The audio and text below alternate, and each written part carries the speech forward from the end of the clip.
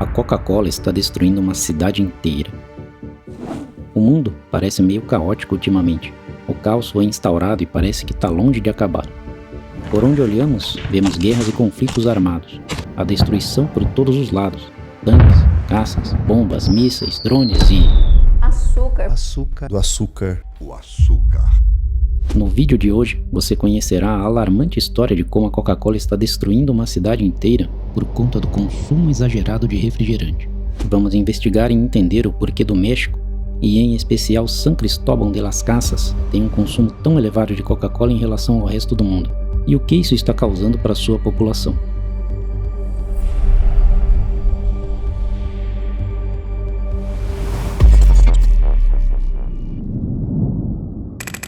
O México é mundialmente conhecido por suas belezas naturais, culinária, cartéis e por serem grandes consumidores de Coca-Cola.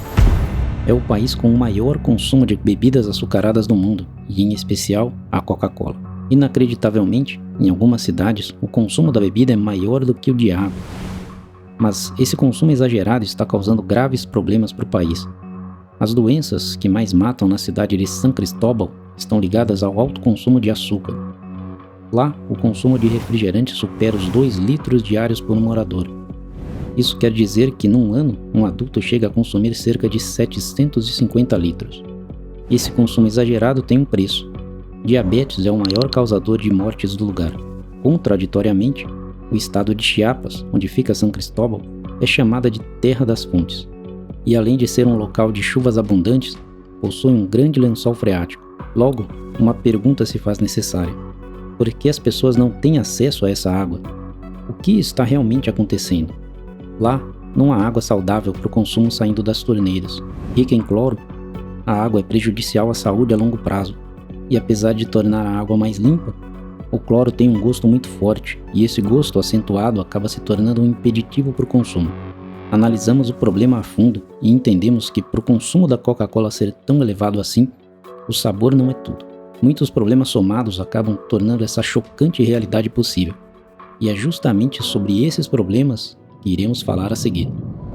Em 1994, uma fábrica da Coca-Cola que fica na cidade foi autorizada a extrair águas de reservas subterrâneas. Para ser mais exato, foi permitido extrair 1 milhão de litros de água por dia. Para uma cidade cujo um dos principais problemas é justamente a água, acaba se tornando um tanto quanto contraditório. Mas o problema por um todo não tem a ver somente com a Coca-Cola. Uma série de fatores locais contribuíram para essa triste realidade. Embora especialistas digam que a fábrica é o principal motivo. A própria Coca-Cola se manifestou acerca da situação e para eles não são a causa primária do problema e, de certo modo, estão certos. A infraestrutura da cidade não é uma das melhores. Somado à falta de investimento, torna crítica a situação. Não há saneamento básico. Isso quer dizer que o esgoto é jogado nos rios, deixando-os poluídos. Alterações climáticas na região também foram registradas, o que acaba afetando o ecossistema local. A população da cidade cresceu bastante da década de 70 para cá. Praticamente dobrou de tamanho, e a água potável utilizada sempre foi obtida dos rios e nascentes. Entretanto, com a população aumentando, os investimentos em infraestrutura deveriam acompanhar as taxas de crescimento, coisa que não aconteceu. Com o crescimento populacional e fontes de água pura cada vez mais escassas, logo vieram soluções menos saudáveis para compensar. O ecossistema foi terrivelmente degradado pela falta de interesse dos gestores da cidade. A falta de saneamento básico, o desmatamento e as queimadas só agravam ainda mais o problema. Mas se a Coca-Cola consegue extrair tanta água, por que a população não? A Coca-Cola drena diariamente desses lençóis freáticos para os seus reservatórios o equivalente a 4,6 litros de água por pessoa. Se a água está disponível para a empresa, por que não está disponível para o povo? Bom, isso seria necessário perguntar ao órgão que faz a legislação do recurso. E no México é a CONAGUA. Embora essa instituição tenha alertado para a falta de água na região em seu site, em 2005 não pensou 2 vezes na hora de renovar a licença da engarrafadora da Coca-Cola. Mesmo com a população reclamando diretamente com o órgão, nada aconteceu, e a fábrica continua lá, bombeando milhões de litros de água.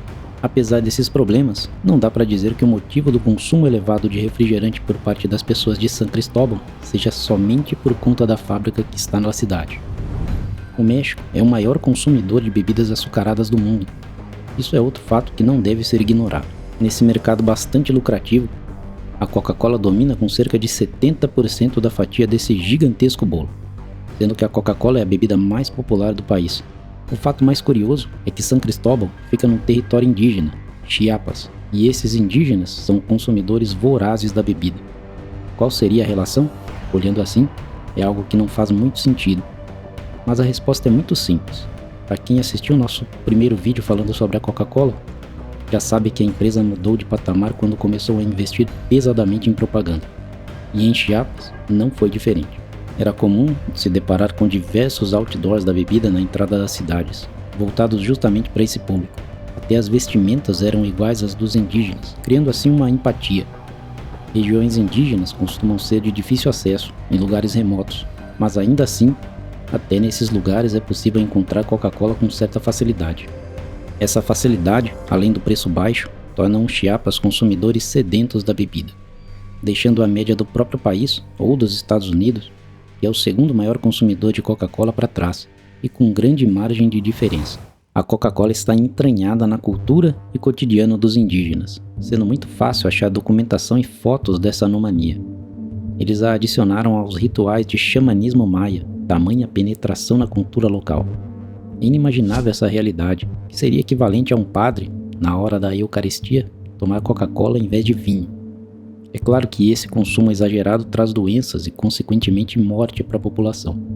A OMS indica que o consumo ideal de açúcar diário não deve ultrapassar os 50 gramas. Só que uma garrafa de 2 litros, que é o que se consome em média em São Cristóbal, tem cerca de 200 gramas, ou seja, 4 vezes o indicado. Isso sem contar as outras fontes de consumo de açúcar, como café, sucos, bolos e por aí vai. Sobrepeso, obesidade, diabetes tipo 2, problemas no coração, cáries. Essas são algumas das doenças que o elevado consumo de açúcar pode ocasionar. Esse consumo exagerado não era comum entre os indígenas no passado, logo, o corpo deles não está acostumado com a ingestão de tanto açúcar. A perda de suas terras e a poluição acabou influenciando diretamente na mudança dos hábitos alimentares desse povo. O resultado disso é que a diabetes é uma das maiores causas de morte no México, sendo que em Chiapas, as 4 doenças que mais matam estão associadas ao consumo elevado de açúcar, e nos últimos 10 anos, as 3 primeiras cresceram 60%. É um caso tão incomum em todo o mundo que até mesmo a Coca-Cola se pronunciou publicamente sobre a situação de Chiapas. Entretanto, vasculhando o site da Coca-Cola, notamos que o anúncio foi removido do histórico. Tal declaração foi publicada no site dia 16 de junho de 2018, onde dizia que muito açúcar não faz bem a ninguém.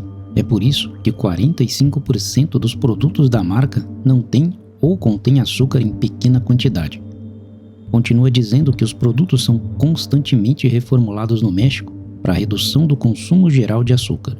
Existe ainda um rumor que diz que a Coca-Cola do México é a mais saborosa do mundo, e há um motivo muito específico para isso. Em abril de 2020, Johnny Harris fez um vídeo aqui no YouTube onde ele esclarece de uma vez por todas esse boato. No vídeo, Harris explica inicialmente o motivo por trás de haver essa diferença de sabor. Isso se resume a apenas um ingrediente: açúcar. No passado, em 1980, o governo americano incentivou fortemente a produção de milho. Nos Estados Unidos existem plantações gigantescas de milho por todos os lugares. Com esse incentivo, houve uma grande produção e excedente de oferta. Ao mesmo tempo, havia taxações de açúcar vindo de outros países. Enquanto o açúcar estava encarecendo cada vez mais, o milho tomou outra direção, estava cada vez mais barato. E o que as empresas fazem quando isso acontece? Eles arrumam uma maneira de alterar tudo e viabilizar a produção com o insumo mais barato. Do milho começaram a extrair um composto que ainda era doce como o açúcar e muito barato. Logo, a Coca-Cola passou a ser adoçada com esse derivado de milho, ao invés de açúcar como originalmente era feito. Com isso, passou a existir 2 tipos de Coca-Cola diferentes. Uma feita com açúcar da cana, em lugares onde o material era mais barato, inclusive no México, e outra adoçada com xarope de milho, como nos Estados Unidos. Essa lenda foi ganhando força e se tornando popular. As pessoas nos Estados Unidos passaram a procurar a Coca-Cola produzida no México. Era raro de encontrar, mas, em áreas densamente habitadas por mexicanos, tornava-se relativamente mais fácil. Só que, empresas como a Coca-Cola têm um caminhão de segredos obscuros escondidos. E esse não seria um caso diferente. Um grupo de cientistas começou a estudar a quantidade de açúcar presente em cada refrigerante. Entre os testes estavam a Coca-Cola produzida nos Estados Unidos e a Coca-Cola mexicana. E para surpresa geral, na Coca-Cola produzida no México não encontraram açúcar, e sim o xarope de milho, o mesmo que era utilizado nos Estados Unidos. Mas espera aí, se na garrafa tem escrito que é adoçado com açúcar, se o gosto é melhor, onde foi parar o açúcar afinal de contas? O que é que está acontecendo? Em 2013, o governo mexicano iniciou a taxação de produtos fabricados com açúcar, preocupados com a saúde da sua população. O México era o país mais obeso do mundo, logo, algo precisava ser feito.